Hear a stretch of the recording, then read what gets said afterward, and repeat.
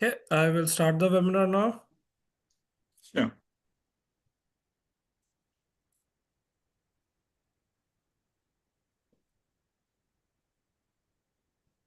Okay, good morning, everyone. Welcome to today's webinar. My name is Kabir, and I'm with Battle Lever Research Group. I will be your host today. Today, we have Dr. Chandra Singh, who will be talking about grain aeration management for long-term storage. Before we dive in, I'd like to take a moment to thank all the counties that support and fund us. Because of them, we are able to organize these webinars like these. A few quick housekeeping items. If you have any questions during the presentation, please hold them until the very end. We will have 15 minutes for Q&A session.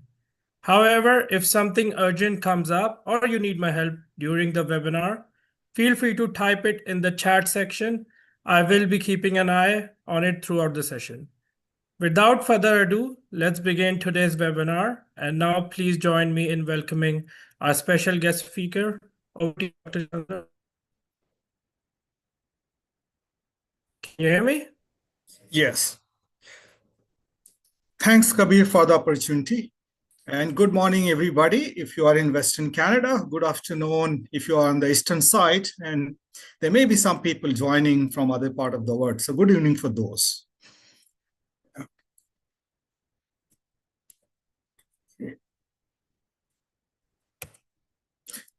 Let me start with the introduction about my program here at the Polytechnic. Our research focuses on storage, handling, and processing of major crops, includes grains, potatoes, and sugar beets.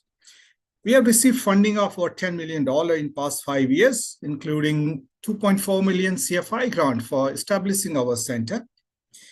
Our center's grain storage research facility has a 12 million BTU grain dryer and 320,000 grain bins equipped with all the monitoring and automated fan and heater control.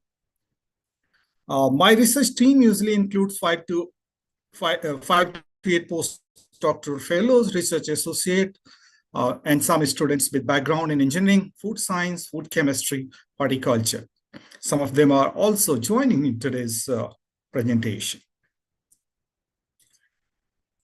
You may have heard about this news was most recently in CBC that some farmers, actually one farmer in southern Alberta has converted the grain bin into a hotel room or a couple of hotel rooms, as you can see here. But I'm not going to talk about it. I have a different scope in my mind. So this is what I'm going to talk. You can explore about that idea of converting bin into hotel later on. I will cover grain storage, safe grain issues, and some safe grain storage, smart grain management, grain aeration, aeration fan selections, and some grain aeration examples, real-time examples. As in Alberta and Western Canada, sometimes the farmers face very extreme harvest conditions. 2019 was one of the worst harvest season in recent memories. At similar time of year, this year harvest was thankfully very well completed ahead of time, but in 2019, at the same time of the year, 11% of the crop was still left in the field, which included 17% canola, 15% potatoes, and 45% sugar beet crop, which is the very last one to be harvested. So lifting these crop from the field is not the only challenge. They usually come in tough damaged condition, and including the grains. So storing those tough grains in the grain bin is challenging. Stored grain ecosystem is complex. Tough warm grain respires. That means it releases heat and moisture. There could be condensation happening inside the grain bin. All these leads to sprout and mold damage. So all these are the complex issues that has to be dealt on ongoing basis. And if you have a bad crop, tough crop, then these are even more severe issues. On the right side of this slide, you see a grain bin. What you see is outside is not a smoke. This was taken from a canola bin in Saskatchewan a couple of years ago, and I used to work for a Calgary-based company, OP System. So in this bin, canola started to heat, and that heat, actually, when that hot air moves out, it condenses, and that's what it looks like, a smoke. They had the moisture cable, but cables were not working. So that led to this problem. This is another screenshot shared by a farmer from Boyle, Alberta, which is about 2 hours further north of Edmonton. In this case, dry canola under 10% was brought into the grain bin around mid-September at 26 degrees Celsius temperature. This was a hopper bottom bin with no aeration. And this is the data from temperature cable. In about 8 days, the temperature started to increase, reach 30 degrees Celsius. Interestingly, in the next 4 days, the temperature increased from 30 to 40 degrees Celsius. But because the farmer was able to monitor the temperature, he decided to move the grain out of the bin. So he unloaded into a truck, and that also allowed the cooling of the grain.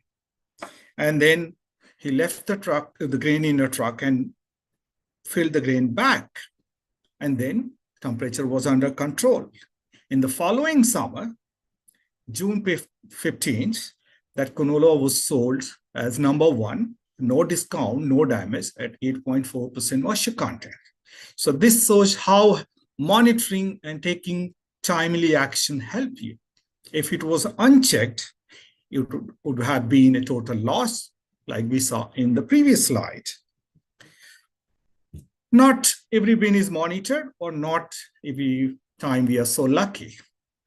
This is a story from in a bin in Saskatchewan. So we don't know the cause, but based on my experience and the data that we have collected in the past, probably self-heating was the reason.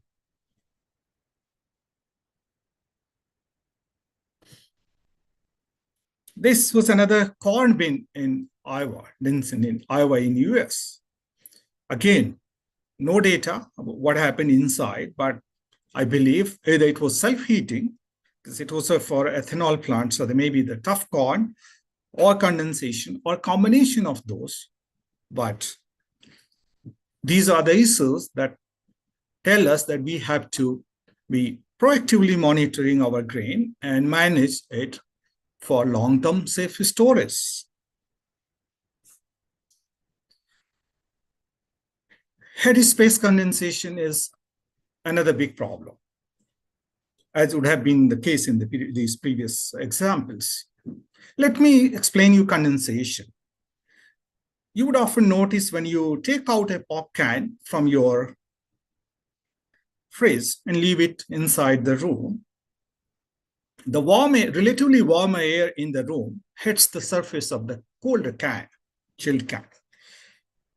As air cools down, and we know that colder air has less water holding capacity. So it releases excess moisture, and that's what we see as the droplets on the surface of the pop can. Same thing happened in the grain bin. So if the warm grain is brought, usually grain is warmer when it's harvested, self-respiration further increases the grain temperature. If we leave it unaerated in the grain bin, we could see the extreme case as in those slides. Even if it's not reaching that point, catching the fire, what happens in the winter? We see very extreme cold condition outside. So as you see in this picture on the left side, when cold temperature outside condition, due to the condensation, the grain also gets cold, close to the bin wall in contact of the metal. When the grain is cold, intragranular air, that is the air space between the grain, that the air in the intergranular air, the air space, also gets cold. And cold air has higher density. So what will happen is start moving downwards from the side of the walls, as you can see in the left picture with the arrows. When it moves down, the grain is warmer. So the air warms up again. And then, because of its lower density, it moves up through the center. And it keeps moving up, and then it hits the head space, is the empty space between grain and the roof from inner side of the roof, and condenses from on the top of the roof from inside. And then condensed moisture drops on the grain at the top of the grain. That's what highlighted a high moisture grain. So when that condensation drops up on the top of the grain, it's absorbed by the moisture is absorbed by the grain. And then high moisture means high respiration, and molds, mycotoxin growth, and self-heating. Opposite happens in summertime. You can imagine that when your grain is warm, so grain is cold, and outside air is warm. And the flow changes based on the change in the density, and condensation happen at the bottom of the grain bins. Anybody who has noticed, any farmer who is in this and attendance here, if you see the mold at the bottom of your grain bin when you are unloading in summertime, this is the reason if it was not aerated. So that's why aeration is very important for safe storage. This is another example of a corn bin in US. What they did, they actually froze the grain to minus 10 degrees Celsius in the winter. And that's why I personally don't recommend freezing the grain, but they did so. So once they froze the grain, and in summertime, in around April or May, they started the fan. What that did, introduced the warm air inside the frozen grain. And then they had a lot of condensation happening. And as you can see, these numbers are in degree Fahrenheit. That's how in the US system. But the temperature from, can you imagine, minus 10 to reaching to 40 degrees Celsius within weeks' time.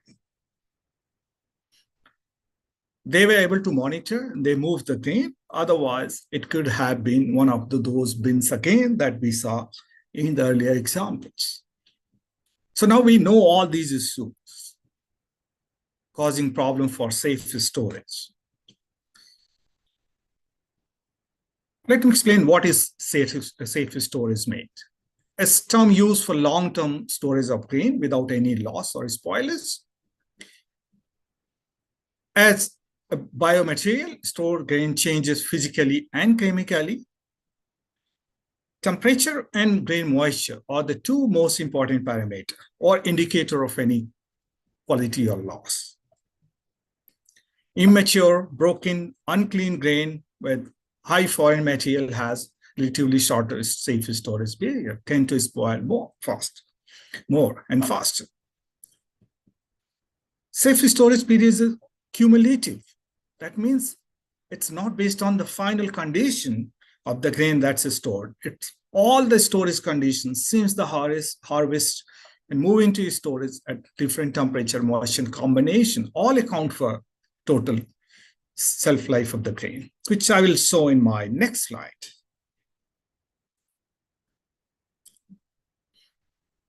This is a safe storage chart for cereals.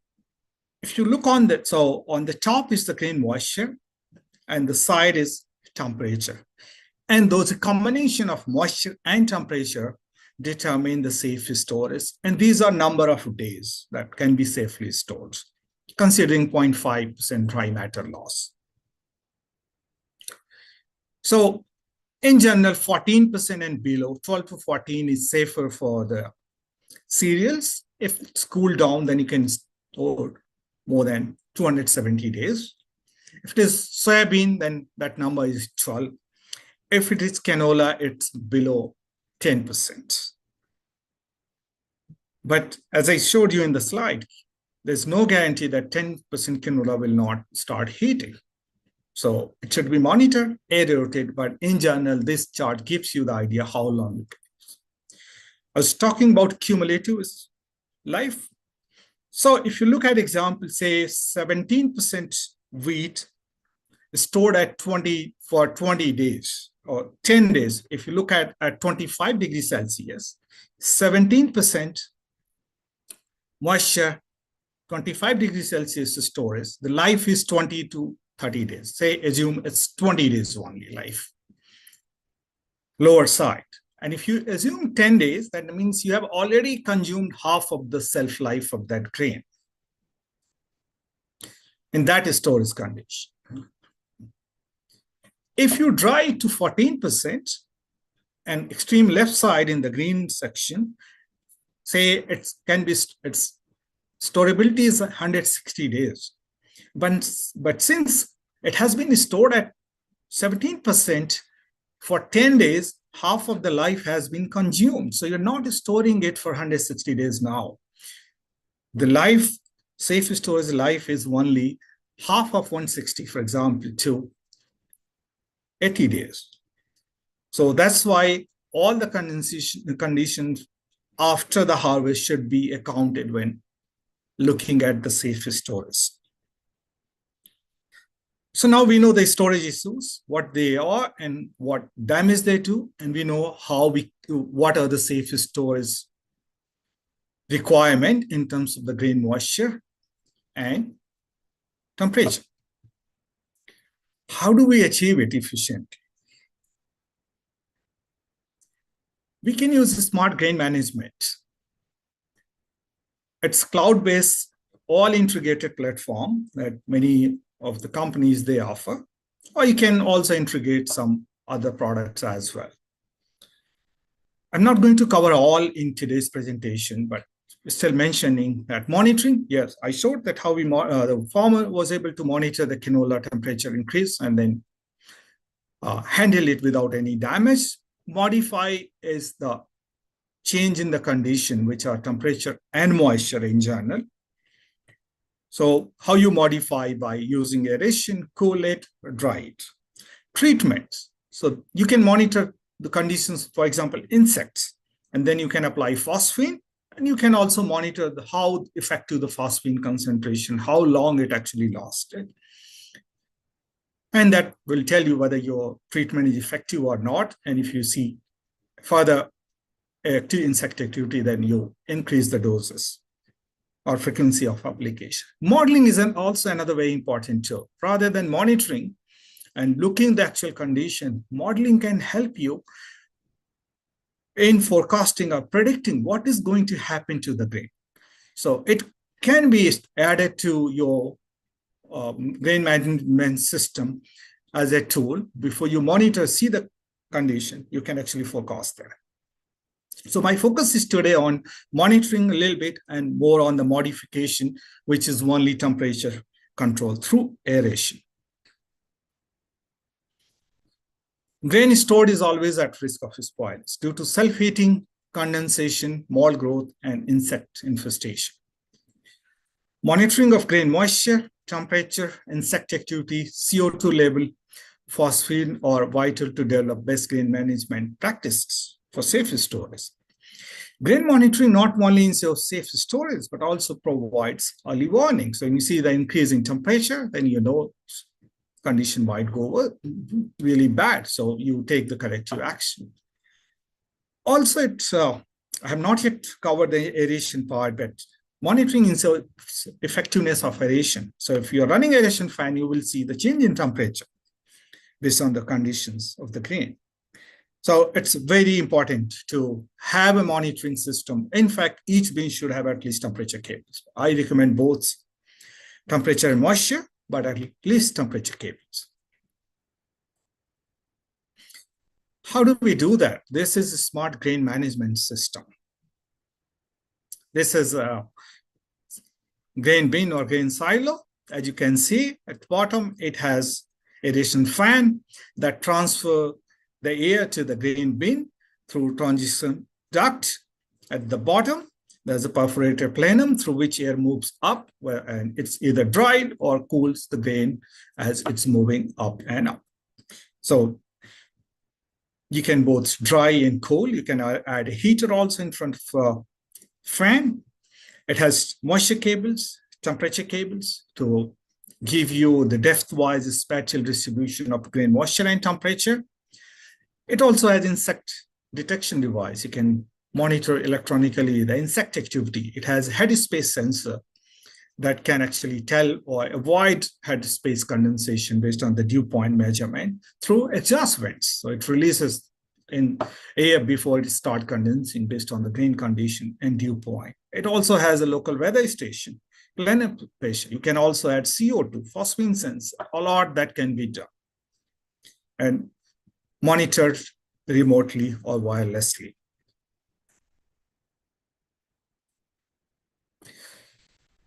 Just want to explain a little bit how this communication works. So if you can see here in that pole at the top, the gateway is data hub for the farm site or grain handling facility.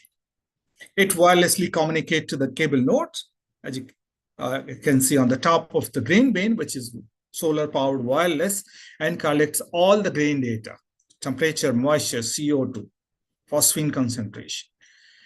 It also communicates with the local weather station for temperature and humidity.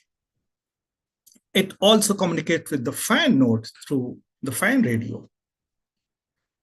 The gateway is also connected to the cloud using cellular modem that it has for the internet, and transfers all the data from the bin or the bins to the cloud. Then you can use your cell phone or tablet and access all that data. Also, this is not one-way communication. This is a two-way communication. So use your phone, you logged in and you say, oh, my grain is warm, I need to cool it down.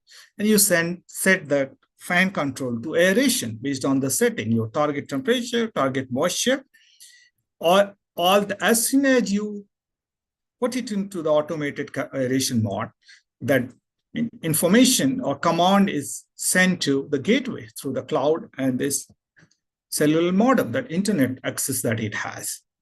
Then gateway checks what is the outside condition. Is outside air warmer or cooler? Can it cool the grain? It checks the grain temperature. And based on that, it decides to cool the grain because outside is very cold. And not very cold outside, it's colder and it can cool the grain. Air has cooling potential. Then the gateway sends the commands to fan node, and then fan starts running, and it keeps checking for the weather, for the grain condition, and input parameters. That's how this communication works. And you don't have to be at the site. You can be remotely present anywhere, but you can actively monitor the conditions. Your weather station can also have rain sensor where you can monitor the rain, you can monitor the wind speed, you can monitor solar radiation, all that using single platform. Now, we know the problem, we know what is safe storage, we know how can we do aerate it. Now coming to grain aeration term. This is generally used term for cooling of the grain.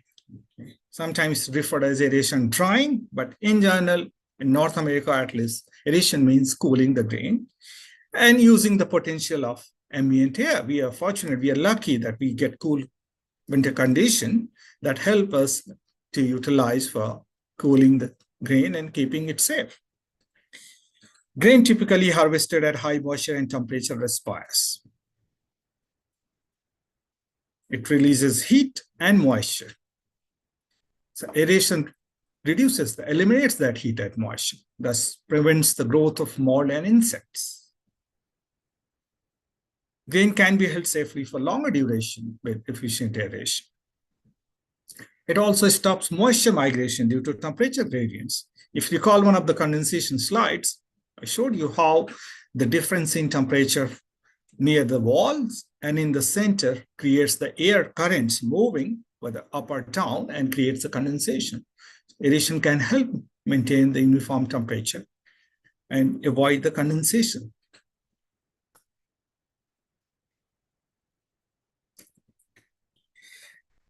Another important aspect of drying and aeration is air, because air is the both quantity and quality, both are important. Quality means that you need cooler air for aeration purpose, you need dry air to take the moisture away. In both cases, you need certain amount of air to whether carry the moisture or carry the heat out. It is a medium.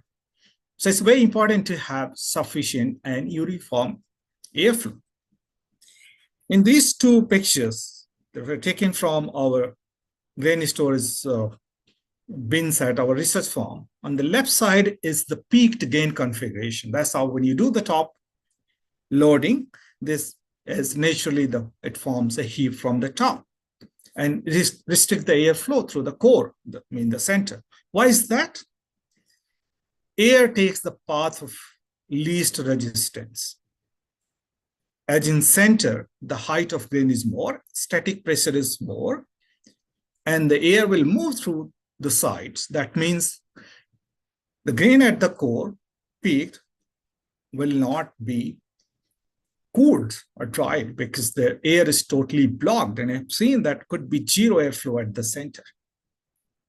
You imagine that case where we say that, yes, if it's not cooled and it's warm grain in the winter, where will the condensation happening? At the top. So it's a high moisture grain or hot grain, added moisture through the condensation from the bin roof from inside and no airflow. You have moisture cables, you have fully automated system, everything, but that core is blocking the air. What will happen? You'll see the hot spot, you'll see and many bins, those who have experience with the storing or grain or the farming, or in the farming, they would have noticed it once in a while. So what is the recommendation? Or unload the grain from the peak. Just a couple of loads, about 8% we recommend. And that will create a condition like in the right side, downwarded core, because you have already taken a couple of loads out. That makes it much more uniform. And then it is able to cool uniformly and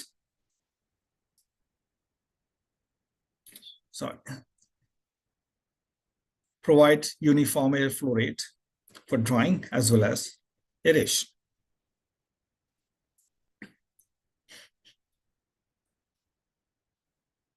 Also, that has been validated. This is one of the work my PhD student did a couple of years ago.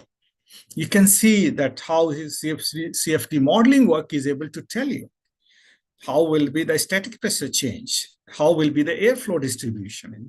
As you can see, the dark blue side is the lowest static pressure and lower airflow rate. In the bottom, where dead zones is shown. So you need to really remove that dark highlighted part in order to make the airflow, at least two top layers that is shown here, to make airflow more uniform.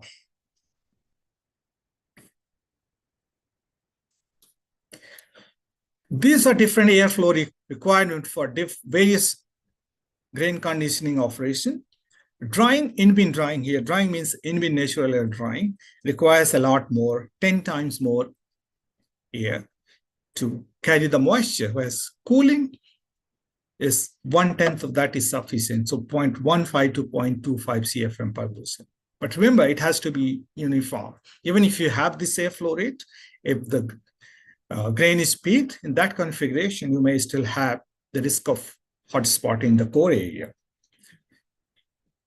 Similarly, dry aeration, rehydration, those are the other grain conditioning operations require high air. So in general, aeration requires less airflow rate.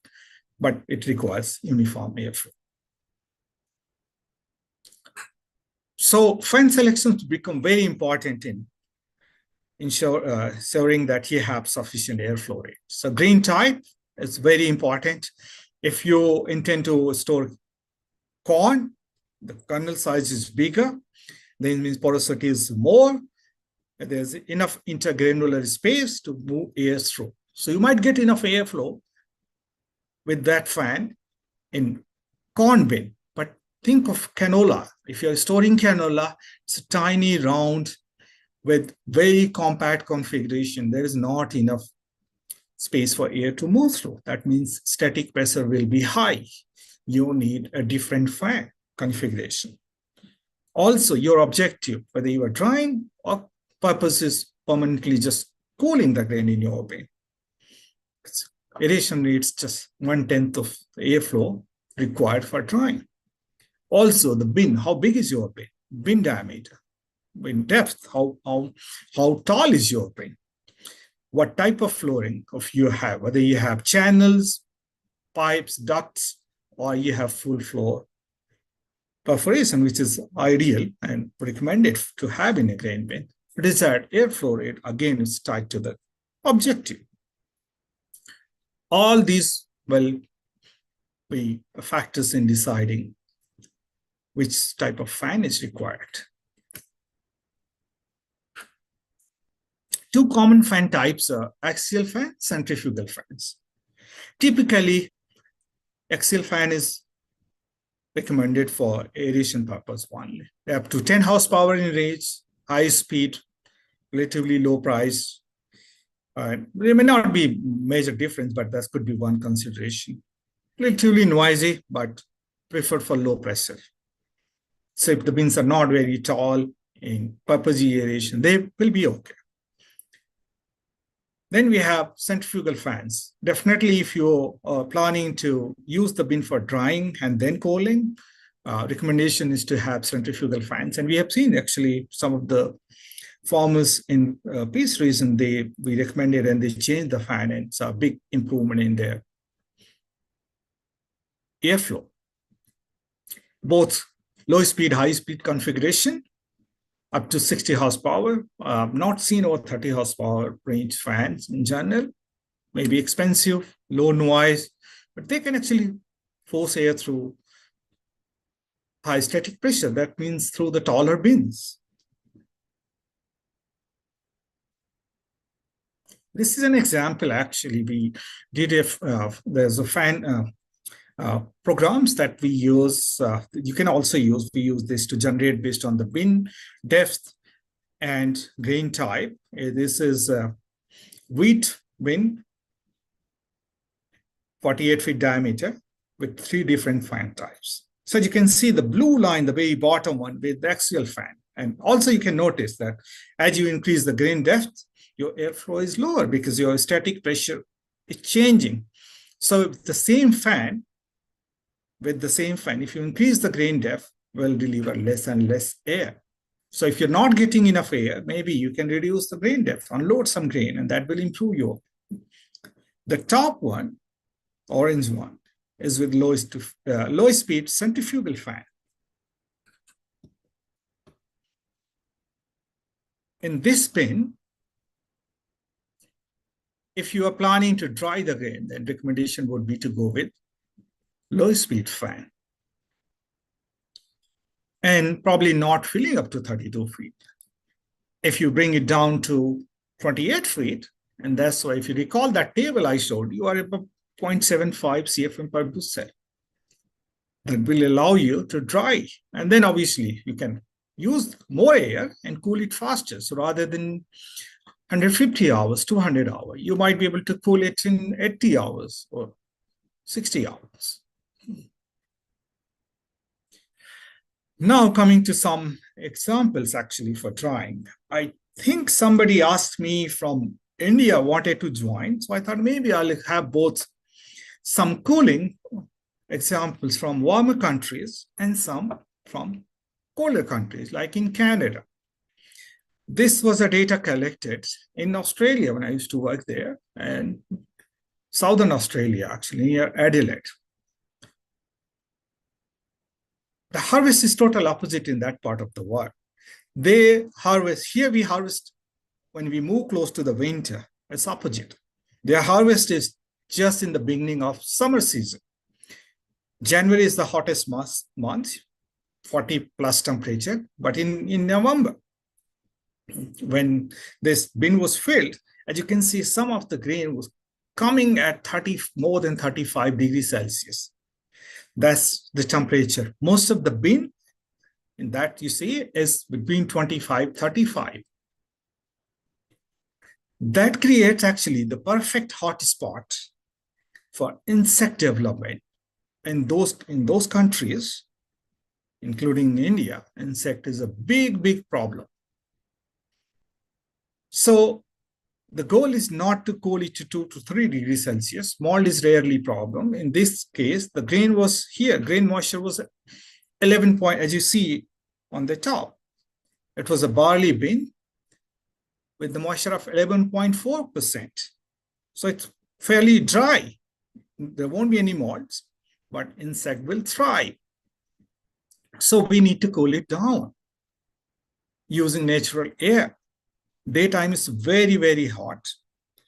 So our goal is to keep it below 18 to 20. That's where most of the insects stop reproducing. That means they will not, population will not explode, will sustain for some time.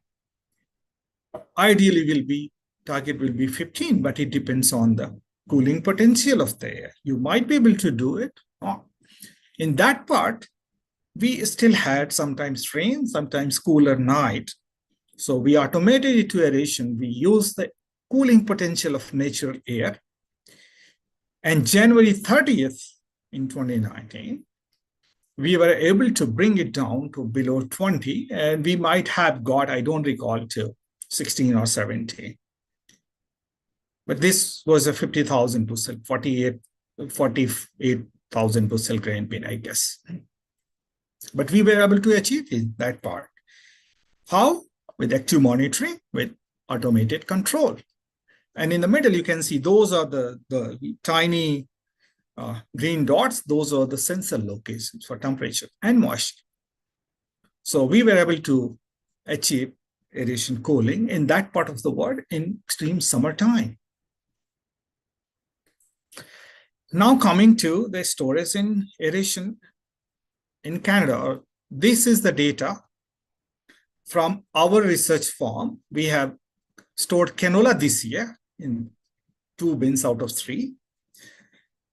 What you see here on the left side, we work with the farmers. We don't have enough to fill those 20,000 bushel bins with our own grain. So we work with the farmers.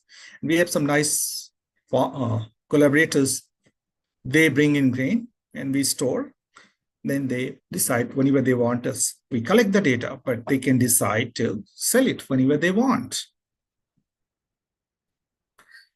What happened? We did not have automated aeration this year. Our industry partner, OP System, they wanted to upgrade the system. So they brought in the canola about 35 again here too. It was relatively warm summer and some days were really hot. So usually if your outside is 25, your grain will be coming 30. Grain is always warmer than the ambient condition due to respiration. So from 30, it reached all the way up to 40 degrees Celsius in few week times. And then I noticed it, oh, it should be cold. So because we did not have automated aeration, then we manually cooled it down about 10 to 15 degrees Celsius. And then we fix the automation. What you notice on the left side also, we have CO2 sensor in the bin. So without any aeration, respiration is increasing heat, moisture, and also we see the CO2 buildup as high as 15 to 1800 ppm. Usually it should be, ideal condition should be below 500, as is later on this case, but definitely below 1000. So those were, again, some warning signs. Luckily, we noticed them. We ran the fan about October 8 for 2-3 days. We have 10 horsepower fan, much more airflow rate that needed for aeration. we cooled it down to 10 to 15, and then we said it's safer range. And then we automated it and kept it cooling whenever the fans and the system saw the cooling potential based on outside ambient air. This is the data from the same bin in table form that I took yesterday from one of our canola bins. So from 40 now degrees Celsius, we are in between 5 to or 4.4 to 5 range. Our average temperature is sitting about 6 degrees. And temperature is, the canola is very dry, 6 to 7.4%. So the automated system will bring it down to about 3 degrees. That's our target is set, but it will run based on the temperature, outside temperature, and the average grain temperature. Our average is about 6%, 5.5 to 6% in that bin. That means it will only run the fan when outside is cooler. I checked this morning, it was about 1 degree Celsius. So the fans were running. And as you see, the 4.5, 3.6, 5.4, it will achieve that, and the next layers will be also cooler. Again, if we did not have monitoring, and if I had left it to automated aeration, which was not functioning, we could have ran into the big problem, and it was not our grain. It is not our grain. It's owned by a farmer. So it's our responsibility to ensure that it's safely stored, which thankfully we are able to do with fully automated system and active monitoring. With that, I would like to summarize what I have shared today. Post-harvest grain losses can be significantly reduced by smart grain management. Sufficient and uniform airflow is critical for aeration or any other grain conditioning. Automated aeration is efficient, as shown by these two examples, can prevent reheating and condensation inside the grain bin. Also, you should avoid freezing the grain. It does not offer any additional advantage, rather than will use excess fan hours, so more electricity is consumed. And in the following summer, spring, it may create additional condensation, self-heating problem. My recommendation is to dry grain and store at 2 to 3 degrees Celsius for long-term storage in Western Canadian conditions, but in warm countries, it should be below 20 and ideally below 15 degrees Celsius if the air has the cooling potential. So even if you have cool and dry grain, it must be regularly monitored, because you don't know, a small patch of high moisture condensation can reignite the self-heating and spread throughout the grain bin. With that, I had suggested Kabir that will be about 45 minutes. So I'm within my time now. I'll finish up my talk here, but I would like to thank my collaborators for their supports and my funders for different projects and programs. And last but not least, my research team, my current and past research team members, students, for their fantastic work and support to my program. Thank you. And I will turn it over to you, Kabir, and I'm more than happy. People can ask the questions or they can type, and I'll try my best to answer you if you have any questions. Perfect. Thank you so much, Dr. Chandra. Now we will open the floor for Q&A session. And if anybody has questions, they can type it in Q&A, chat, or there's someone who doesn't like typing, can raise your hand and I can allow them to talk. You already have 2 questions. So first one is, what is the role of a fan testing machine in grain storage? Sorry, let me see. Yeah. Do you want me to repeat the question? No, I can see it actually. So I'm not sure what the fan testing machine is. I don't know. If it is about the measuring the airflow rate, Yeah, you can use an anemometer just to measure at inlet of fan, but whatever you are getting that inlet quantity is not uniformly distributed at the top of the grain bin if you are not leveling the grain or if you're not coring. So we usually use a funnel to amplify and measure at the top of the grain bin in different locations. Otherwise, you can use these modeling tools to see how will be the distribution. If that's your question, if not, then please explain again to me that what is the testing and how you think that will be done. Well, next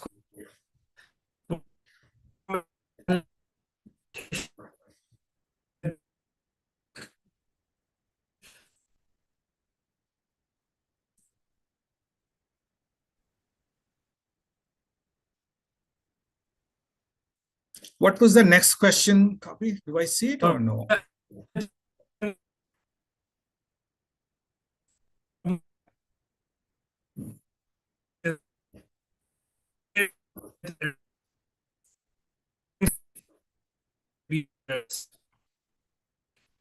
I see only one message okay, typed. You say there are two? No. I only see the only one message. Can you show me the other?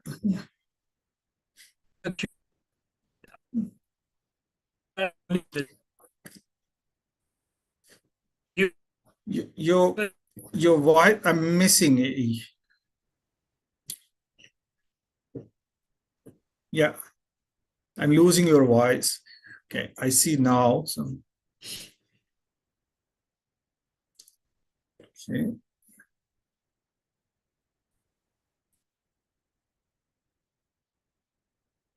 Okay. Yes. Yes.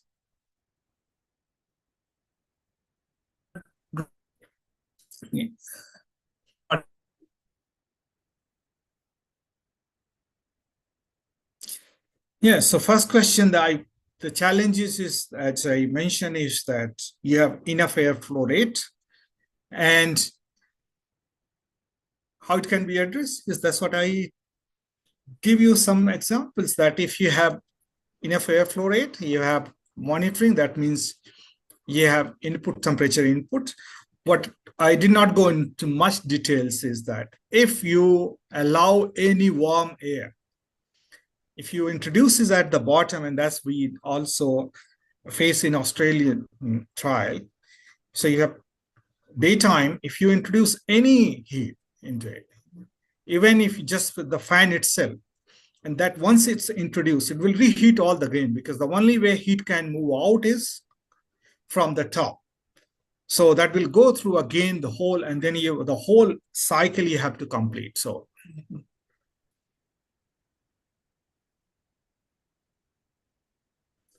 yeah, the second question again, use some of the controls that is grain management system companies. One is I work very closely with OP system, but there are many other companies based on your location where you are. Those systems are designed in a way that based on the experience and learning, and I was involved in some of them, that will keep the grain cooler based on your target setting and make less use of the fan run time, energy efficient, and you will achieve the target that as I showed in my examples. Perfect. Are there any more questions? I think so there's another question. Yes, that's actually a very good question. Yes. Do you see that question? Yes, on your airflow example with an axial and centrifugal fans. Yes. Yes. So if you are the two things, if your goal is to have, even within centrifugal fan, if your goal is to have more airflow, then go with the low speed fan. They deliver relatively higher airflow or the highest airflow in any fan configuration. But if your focus is to deal with the high static pressure, very tall bin, right? 60 feet bins we have seen, right? 70 feet, some of the concrete bins, then go with the high speed centrifugal fan. That will take care of, say, they're good with up to 6 to 7 inches of static pressure. So bottom line is, if you're looking at a static pressure under 3-inch axial fans, 3 to 4.5 or up to maybe 5, low speed centrifugal fan with a lot more airflow. If it is more than 5, then go with the high speed centrifugal fan that can handle 5 to 7 inches of static pressure and get good airflow for aeration. Perfect. Hopefully that answers your question. Are there any more questions? By the time we are waiting for the questions, is there anything else you want to add on to the presentation? So this is what I planned, but if you have, I don't know if I my email, but it's chandra.singh@polytech.ca. My first name, my last name. You can also Google, you will find. And if you have any question, you can email me and I'll be happy to respond to your email with any further questions on aeration, drawing, or anything. Those who are in Alberta, I'm giving a talk on in-bin drawing in person at Unity in Saskatchewan on 19th. So if you want to learn about natural drawing, I'll be talking. There is another webinar, I think December 4th. I will post that in my LinkedIn on high temperature drawing. So I should have done high temperature drawing, in-bin drawing, and then aeration at the very end.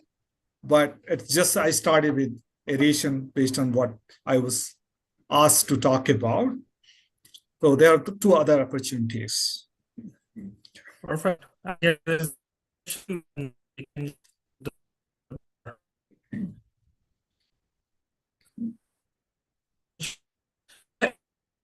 Thank you so much.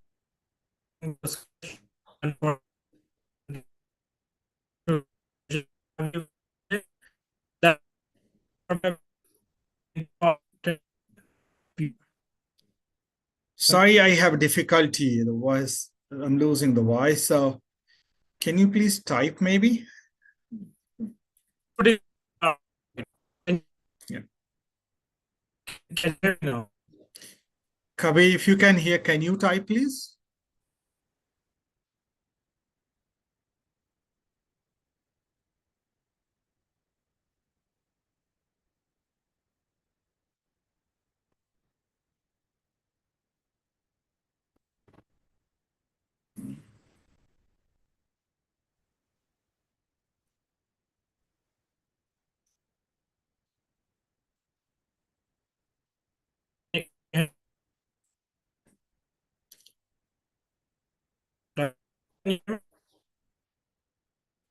Yes.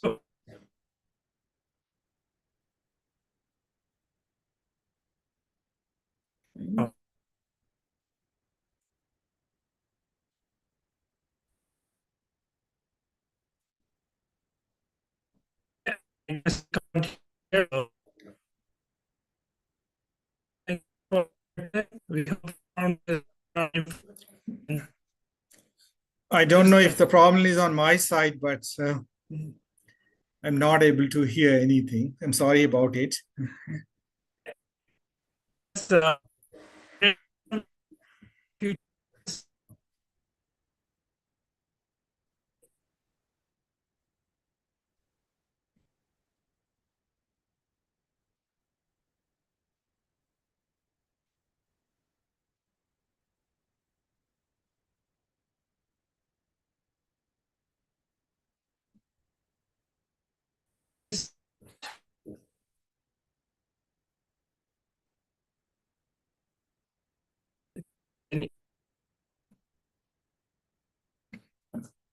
Okay, so I think we are concluding here, Kabir. Is that correct?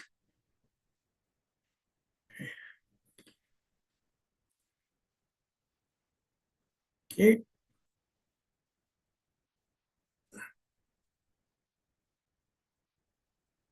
Thank you again, everybody, for your time and listening to my presentation.